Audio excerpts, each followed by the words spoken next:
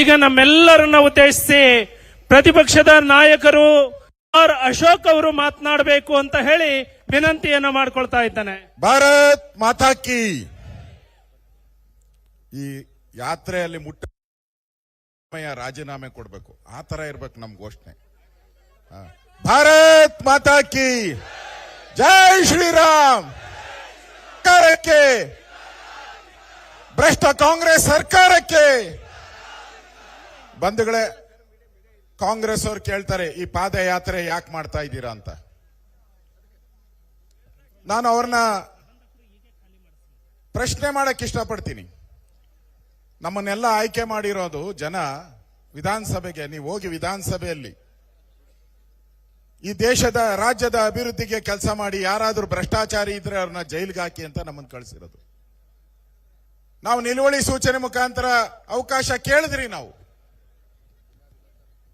ಸಿದ್ದರಾಮಯ್ಯನವರು 14 ಸೈಟ್ ತಗೊಂಡಿದ್ದಾರೆ.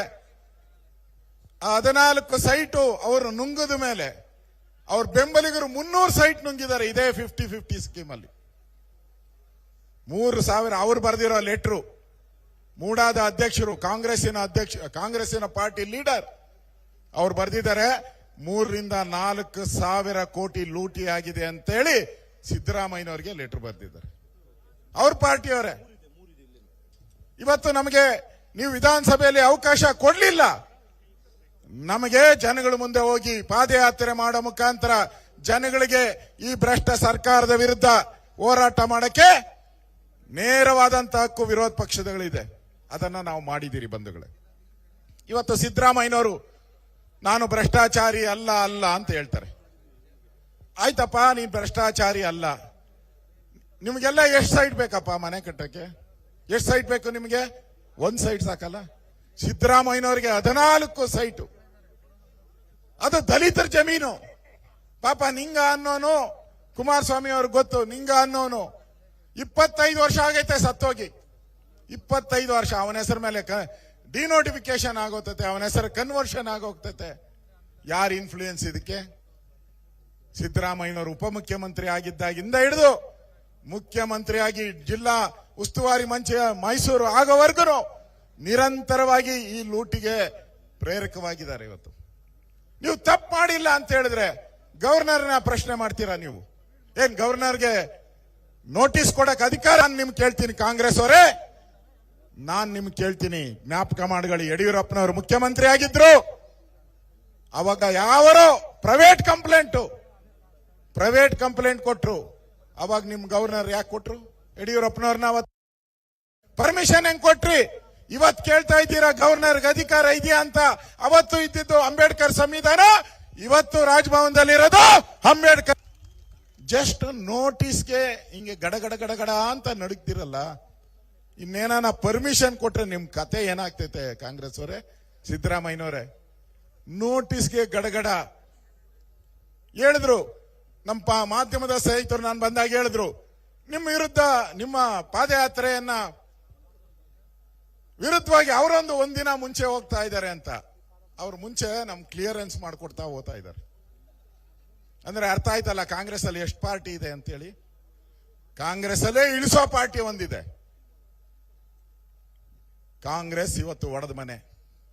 ಈ ಭ್ರಷ್ಟಾಚಾರದಲ್ಲಿ ನಮ್ಮ ಹೋರಾಟ ಇವತ್ತು ಎಂದೂ ನಡೆದಿರಲಿಲ್ಲ ಕರ್ನಾಟಕದ ಇತಿಹಾಸದಲ್ಲಿ. ಭ್ರಷ್ಟಾಚಾರದ ವಿರುದ್ಧವಾದಂತ ಪಾದಯಾತ್ರೆ ಇದು. ವಾಲ್ಮೀಕಿ ಹಗರಣದಲ್ಲಿ 187 ಕೋಟಿ ನುಂಗಿದ್ದೀರಿ ಅಂತ ನಾವ್ ಹೇಳಿದ್ರಿ.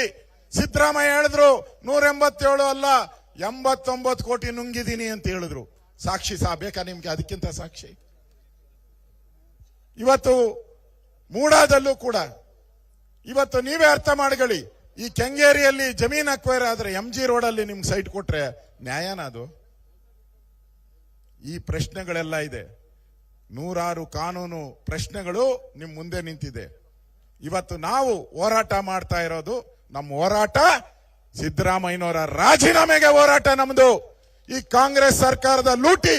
ಇವತ್ತು ಒಬ್ಬ ಪೊಲೀಸ್ ಇನ್ಸ್ಪೆಕ್ಟರ್ ಹಾರ್ಟ್ ಅಟ್ಯಾಕ್ ಆಗಿ ಸತ್ತಿದ್ದಾನೆ. ಅವ್ರು ಬರ್ದಿದ್ದಾರೆ, ಅವ್ರ ಹೆಂಡತಿ ಕಂಪ್ಲೇಂಟ್ ಕೊಟ್ಟಿದ್ದಾರೆ. 25 ಲಕ್ಷ ರೂಪಾಯಿ ನಮ್ಮನ್ನು ಕೇಳಿದ್ರು, ಕೊಡಕ್ಕಾಗಿಲ್ಲ. ಬೇರೆಯವ್ರಿಗೆ ಟ್ರಾನ್ಸ್ಫರ್ ಮಾಡಿದ್ರು, ಅದಕ್ಕೋಸ್ಕರ ನನ್ನ ಹಾರ್ಟ್ ಅಟ್ಯಾಕ್ ಆಗಿ ಸತ್ತಿದ್ದಾರೆ ಅಂತ ಇವತ್ತು ಬರ್ತಿದೆ ಪತ್ರಿಕೆ. ಅಂದ್ರೆ ದಿನನಿತ್ಯ ವಾಲ್ಮೀಕಿ ಹಗರಣದಲ್ಲಿ ಆತ್ಮಹತ್ಯೆ, ಇವತ್ತು ಹಾರ್ಟ್ ಅಟ್ಯಾಕ್. ಈ ಕಾಂಗ್ರೆಸ್ ಅವರಿಗೆ ಹಾರ್ಟ್ ಅಟ್ಯಾಕ್ ಆಗ್ಬೇಕು, ಅವಾಗ ಕಾಂಗ್ರೆಸ್ ಪಾರ್ಟಿಗೆ ಹಾರ್ಟ್ ಅಟ್ಯಾಕ್ ಆಗ್ಬೇಕು. ಯಾಕಂದ್ರೆ ಇಷ್ಟೊಂದು ಬ್ರಹ್ಮಾಂಡ ಭ್ರಷ್ಟಾಚಾರವನ್ನ ಮಾಡ್ತಾ ಇರಿ, ಜನಗಳನ್ನ ಲೂಟಿ ಮಾಡ್ತಾ ಇದ್ದಾರೆ. ಇದರ ವಿರುದ್ಧ ನಾವು ಹೋರಾಟವನ್ನ ಮಾಡೋಣ. ಬೆಂಗಳೂರಿಂದ ಮೈಸೂರವರೆಗೂ ನಮ್ಮ ಪಾದಯಾತ್ರೆ JDS ಮತ್ತು ಬಿಜೆಪಿ ನಾವೆಲ್ಲ ಒಟ್ಟಾಗಿ ನಾವು ಈ ಪಾದಯಾತ್ರೆಯನ್ನ ಮಾಡ್ತೀರಿ. ತಾವೆಲ್ಲರೂ ಕೂಡ ಆಶೀರ್ವಾದ ಮಾಡಬೇಕು, ರಾಜ್ಯದ ಜನತೆ ನಮಗೆ ಆಶೀರ್ವಾದ ಮಾಡಬೇಕು ಅನ್ನೋ ಪ್ರಾರ್ಥನೆಯನ್ನ ಮಾಡಿ ನನ್ನ ಮಾತು ಮುಗಿಸ್ತಾ ಇದ್ದೀನಿ. ಧನ್ಯವಾದಗಳು. ಮೈಸೂರು ಚಲೋ ಪಾದಯಾತ್ರೆಗೆ ಚಾಲನೆಯನ್ನ ಕೊಟ್ಟು ಈಗ ನಿಮ್ಮೆಲ್ಲರನ್ನ ಉದ್ದೇಶಿಸಿ ಮಾತನಾಡಬೇಕು ಅಂತ ಹೇಳಿ ಕರ್ನಾಟಕ ರಾಜ್ಯದ ಮಾಜಿ ಮುಖ್ಯಮಂತ್ರಿಗಳು, ನಾಯಕರು, ಸನ್ಮಾನ್ಯ HD ಕುಮಾರಸ್ವಾಮಿ ಅವರು ಮಾತನಾಡಬೇಕು ಅಂತ